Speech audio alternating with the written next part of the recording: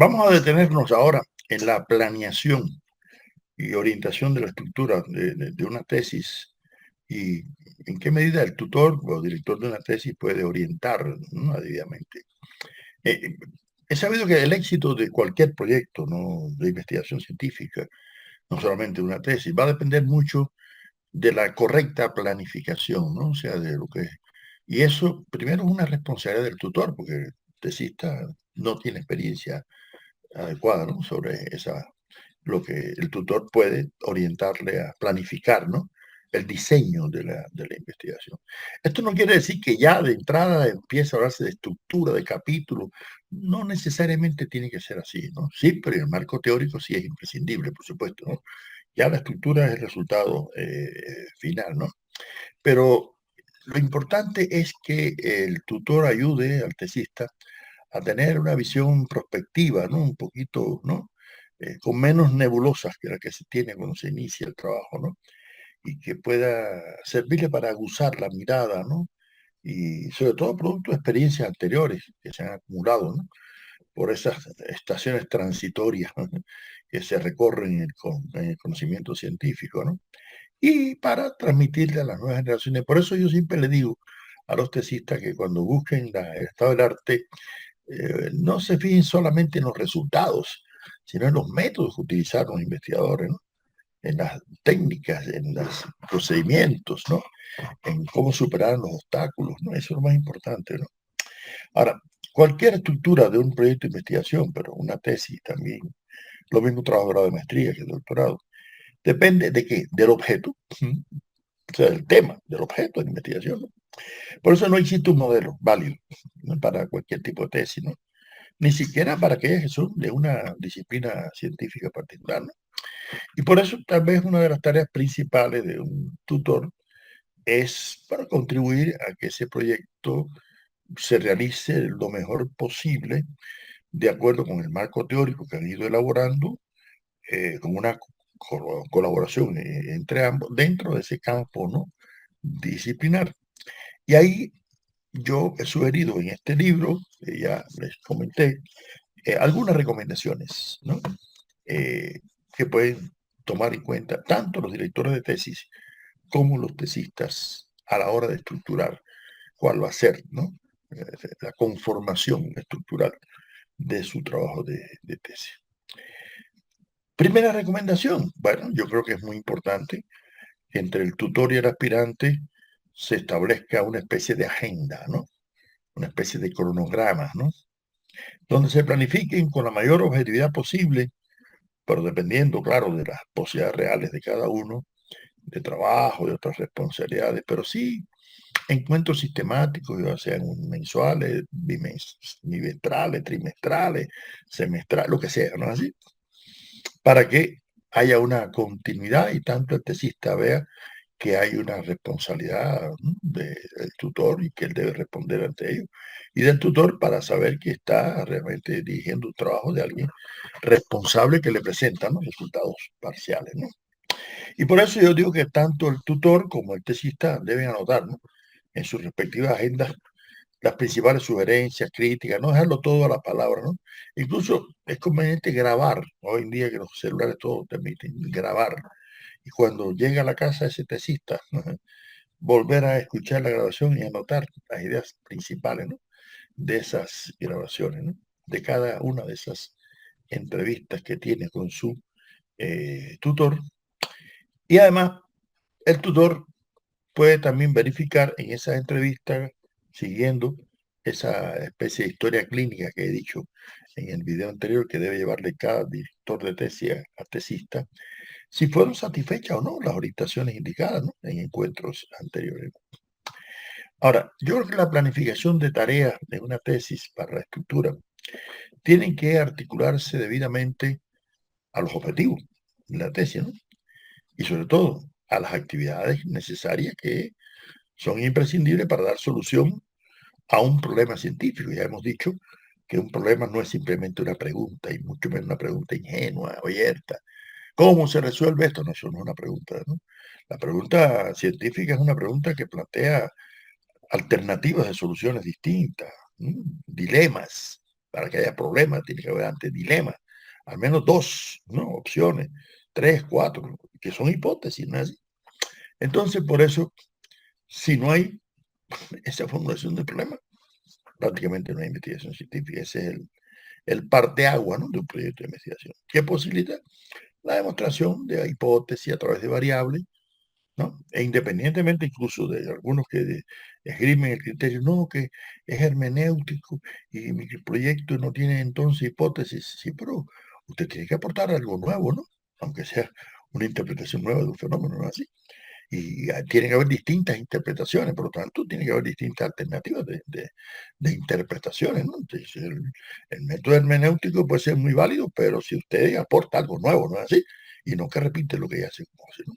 Por lo tanto, si se trata de una investigación cualitativa, hay que establecer también los parámetros bien claros para esos balances periódicos, ¿no? Los procesos parciales que van a caracterizar el objeto para que el tutor sepa en qué medida se está enriqueciendo, ¿no? La visión cualitativa, en este caso del objeto, del tema, ¿no?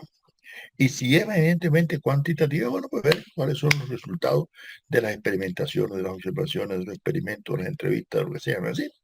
No olviden que siempre, como dijimos en el video anterior, de métodos cuantitativos y cualitativos, no hay nada que sea exclusivamente cuantitativo y exclusivamente cualitativo en la realidad. En ella se articulan, ¿no? Ambos componentes, ¿no? Una recomendación que sugiero es que la estructura de la tesis debe ser lo más sencilla posible. ¿Qué quiere decir sencilla? Bueno, sencilla en cuanto al número de capítulos, ¿no? Ya no estamos en la época medieval de la escolástica, que aquello era, ¿no? Las tesis, subdirectorio, subdivisiones, subepígrafe. No, no, no, ya eso se pasó ya.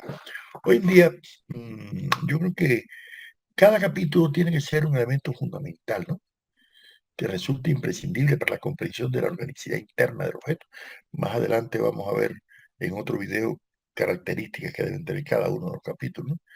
Pero ha de constituir una especie de escalón, ¿no? Cada capítulo indispensable en el ascenso hacia la solución del problema, ¿no? Que plantea la tesis, ¿no? Esa es la estructura elemental que debe tener, ¿no? Una tesis. Y no una cantidad de capítulos que se pierda, ¿no? El lector o el tribunal que va a evaluar, ¿no? La tesis. Por eso no es recomendable que la estructura de una tesis sea demasiado analítica, ¿no? Con un número excesivo de capítulos, de epígrafos, acapte. No, no, no, no, no. Eso tiende más a confundir que a aclarar, ¿no? A la solución principal. Porque además hay una cosa, en cada capítulo, yo digo que hay que usar el método machacativo. Hay que machacar, quiere decir, hay que reiterar los argumentos para la validación de la hipótesis, ¿no es así? O de la interpretación que se desea argumentar. De manera que aparezca, porque yo digo que yo conozco tesis que se le llaman las tesis del León de la Metro Goldwyn Mayer, porque en las películas de la Metro Goldwyn Mayer, te saben que al principio aparece un león y después desaparece el león, ¿no? En toda la película nunca ves más el león, ¿no? Bueno, pues hay tesis que aparentemente declaran una hipótesis al principio, un problema, y después se olvidan, y durante el desarrollo usted busca la hipótesis y la tesis y no encuentra el león por ninguna parte. Entonces, hay que constantemente estar revisando el marco teórico a ver si usted está dando respuesta a una argumentación a través de variables cuantitativas o cualitativas a la solución del problema que se planteó, ¿no? ¿No? Porque de lo contrario, en esas selva de información que a veces se da, ¿no? Ese mamotreto, como decimos en mi país, o del tocho, como dicen en español, que hay tanta información que se pierde, ¿no? En Alemania, cuando yo hice mi primera tesis doctoral, la tesis doctoral en Alemania no puede tener más de 100 páginas, 100, ya. Y las de ciencias sociales a veces una licencia de 20 páginas más. Y luego hacer un resumen de 30 páginas. Eso es lo que suscitaba, ¿no? Eso de páginas. Mire, señor, póngale anexo todo lo que usted quiera. Pero no meta tablas y resultados dentro de la tesis para engordar la tesis, porque eso no es correcto. La tesis tiene que ser algo, como me dijo mi primer tutor que tuve, ¿no? Que decía, hay que exprimir la toalla y dejarla, ¿no? La fibra, ¿no? Esa es la tarea del investigador, ¿no? Resumir, sintetizar lo máximo posible, ¿no? porque de manera que si usted empieza a abundar en información, puede ser que los excesivos árboles no le permitan ver el bosque. Bueno, ¿sí? Y en lugar de orientar al tribunal, lo que hace es dificultarle, ¿no? Al tribunal encontrar cuál es el meollo, cuál es la tesis básica, cuáles son los aportes, cuáles son, ¿no?, lo novedoso de la tesis. Y por eso es que una de las primeras recomendaciones que yo le doy a los tutores y se lo doy a los tesistas es que no se apresure en redactar la introducción de la tesis. Las introducciones no se escriben al principio, se escriben donde ya se ha terminado la investigación. ¿Por qué?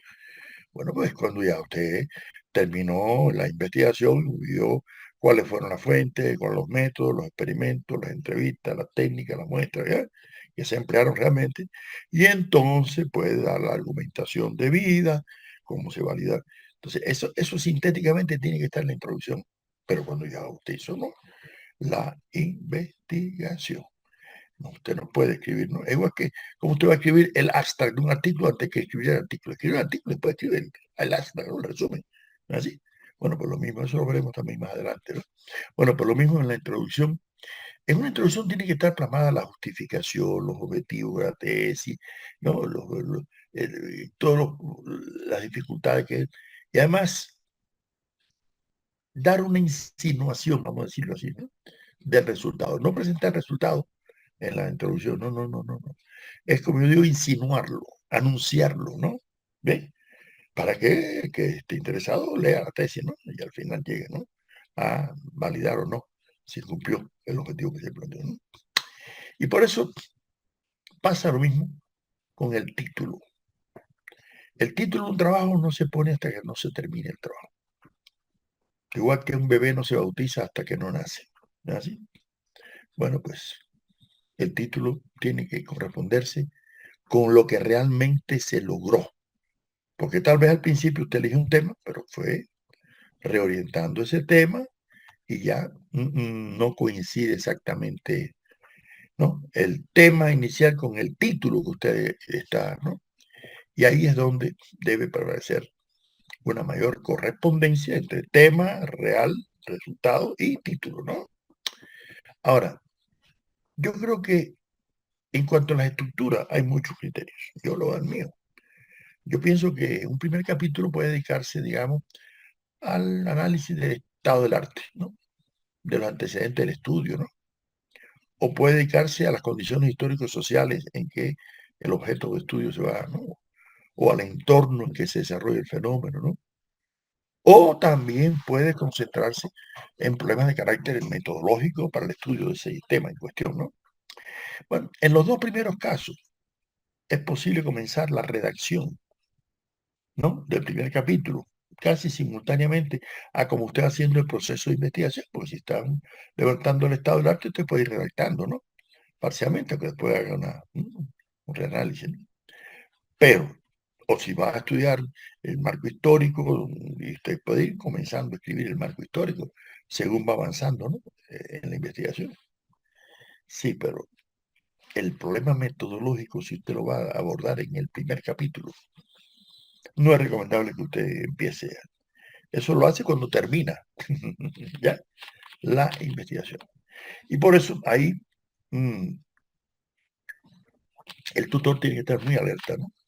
Porque en definitiva el tutor va a ser el primer ojo crítico de todos los elementos de la tesis, ¿no? Del aparato teórico, el marco conceptual, del problema metodológico, pero también del lenguaje, de la redacción para que se entiendan las ideas, ¿no? ¿Así? Y por eso tiene que estar atento, ¿no?, al discurso científico que emplearon, para que no esté lleno de anécdotas, ni de chistes, ni de metáforas o símiles, ¿no? Eso para el discurso literario o político o jurídico puede ser muy válido, pero en el discurso académico científico, al contrario, hay que prescindir de lo anecdótico, de lo personal, hay que tratar de redactar en tercera persona, o bien de plural o de singular, de una forma tal de darle rigurosidad académica al discurso, ¿no? Entonces, evitar citas emotivas o expresiones afectivas o de carga estética, que puede ser muy bella, pero para un artículo de divulgación, pero no para una tesis, ¿no? Porque una tesis no es una obra literaria, ¿comprende? Ahí tiene que haber una prosa muy pulida, muy aséptica, muy neutral audiológicamente, ¿no? Y por eso el tutor tiene que recomendar al tesista cómo debe argumentar la validación de la solución del problema científico, que no debe ser en el primer capítulo, también en el segundo o hasta en el tercero, ¿no? O sea, el primer capítulo tiene que ser un preámbulo que presente los antecedentes del estado histórico, del estado del arte, ¿no? Y ahí es cuando es como un abreboca, ¿no? Para continuar en el segundo capítulo. Y ahí el tutor tiene que estar muy pendiente de que en cada capítulo se desarrollen los argumentos propios para ese capítulo y que se ofrezca la información necesaria, porque en una tesis no puede quedar nada tácito u omitido o sobreentendido. No, no, no, no, no. Todo tiene que estar suficientemente validado. Si no en el interior del texto, en anexos, ¿no? De experimentos, de entrevistas, de encuestas, de observaciones, de lo que sea, ¿no? De tablas, de diagramas, de pasteles, de barras o lo que sea, ¿ya? Pero en anexo, no en el interior de la tesis, ¿ya? Porque cualquier desvío del hilo conductor, no me acuerdo, los alemanes existía con el rote Faden, el hilo rojo, el hilo conductor, ¿no? Desvía la atención del lector y, por supuesto, ¿no? Del tribunal o de los oponentes, ¿no? Entonces, el tutor tiene que exigirle al tesista criterios propios para que se vea la creatividad, los enfoques, ¿no? Y evitar la saturación de citas o de referencias bibliográficas, ¿no? Aunque aparentemente estén muy útiles. ¿Por qué usted cita? Bueno, porque hay alguien que dice algo de una forma tan novedosa, ¿no es así? Que vale la pena citarlo. Vamos a tratar de recitarlo lo mínimo. Pero si usted quiere parafrasearlo, lo puede parafrasear también, no citarlo, poniendo siempre la referencia bibliográfica. Ahora, si usted lo va a citar, ahí está obligado a citarlo en el contexto en que él expresó lo que expresó, y no que usted saque así una cita descontextualizada, ¿no? Y por eso el tutor tiene que exigirle al tesista una adecuada redacción, porque no se consigue una tesis doctoral con falta de ortografía, señores, o con ideas que no se entiendan, ¿no?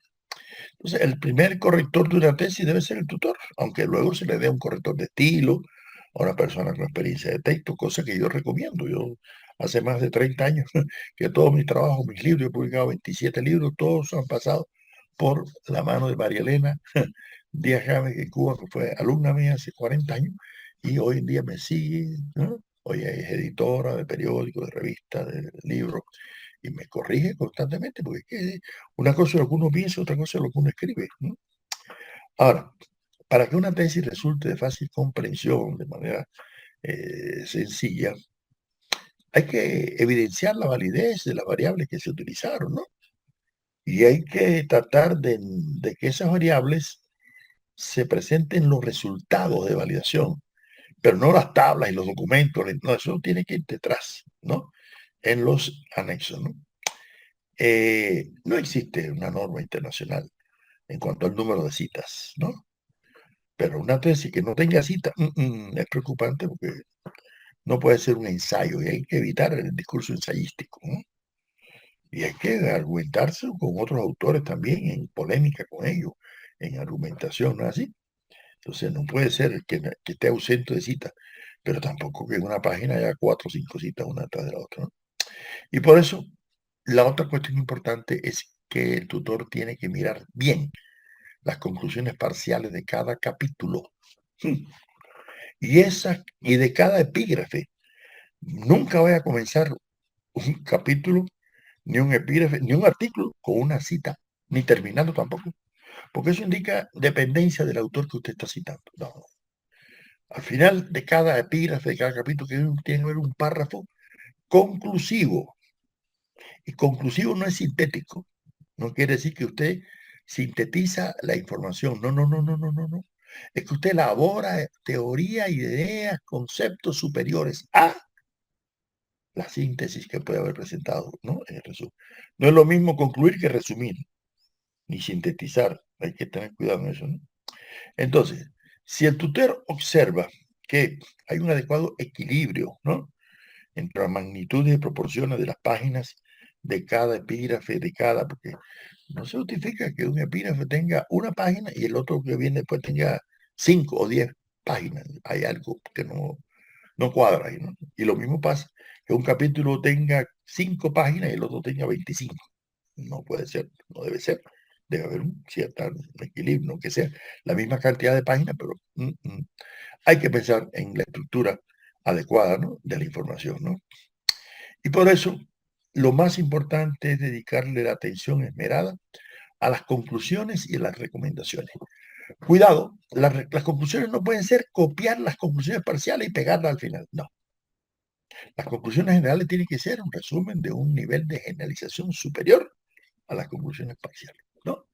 Es donde usted sintetiza los aportes teóricos, prácticos, los resultados y vienen las recomendaciones para otros estudiosos, para otros futuros, ¿no?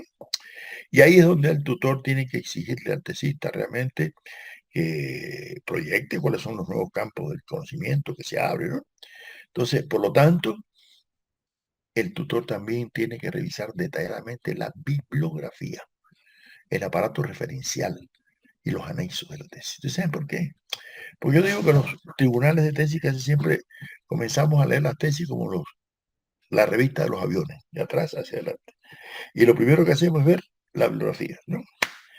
Y si usted en esa bibliografía no puso a profesores que trabajan el tema que usted está haciendo, que puede ser su tutor mismo o puede ser otros de la misma universidad, eso no es correcto. Porque se supone que usted se informó de esa información de investigación que hay en esa universidad sobre ese tema. Por lo tanto, usted tiene que tener criterio y debe referenciarlo, ¿no es así? No ignorarlo, ¿no? Por eso, en la presentación final de la tesis, tiene que haber una realmente confluencia, ¿no?, eh, entre lo que piensa el aspirante y lo que piensa el tutor, aunque no quiere decir que coincidan en todo y cada uno. Yo le he dado mi aprobación a tesis doctorales con las cuales no he estado de acuerdo con el resultado, pero como han hecho un trabajo tan riguroso académico con métodos muy apropiados, le he dado mi aprobación porque, señores, la ciencia no es un partido político, que usted está de acuerdo o no de acuerdo con un candidato. No, no, no. En la ciencia lo que importa es el método, los argumentos, la fundamentación lógica. El resultado puede ser parcial o puede ser válido o no válido, o para un tiempo y para otro, ¿no? Entonces, yo creo que es importante, y eso el tutor lo debe también tomar en cuenta, que cuando hay una situación que no se resuelve por el diálogo o por la concertación, ¿no? Mire, es bueno darle la tesis a otro colega y decir, oye, léete esta tesis a ver qué tú crees, ¿no es así? A otro conocedor del área, a ver, no solamente por lo que él piensa, ¿no? Entonces, yo creo que también presentarlo al departamento, previamente. Por eso yo creo que lo mejor es que haya predefensas, o sea, antes de la sustentación, presentaciones previas de los resultados. ¿Para qué? Para que el tesista escuche criterios distintos, ¿no?, y pueda hacer algunas arreglos, ¿no?, algunas, ¿no?, modificaciones a tiempo. Porque es muy triste que ya en la etapa final de la sustentación se le empiecen a hacer críticas hasta del propio tutor, cosa que no debe ser, ¿no? De manera que estas son algunas recomendaciones que quería dar sobre cómo se hace la planeación en cuanto a la estructura, ¿no?, de la tesis, la labor tanto del tutor como del tesista, que debe tomar en cuenta algunas de estas recomendaciones sobre esta parte tan esencial, ¿no?, de un trabajo de grado, ya sea una tesis, ya sea un trabajo de grado de maestría.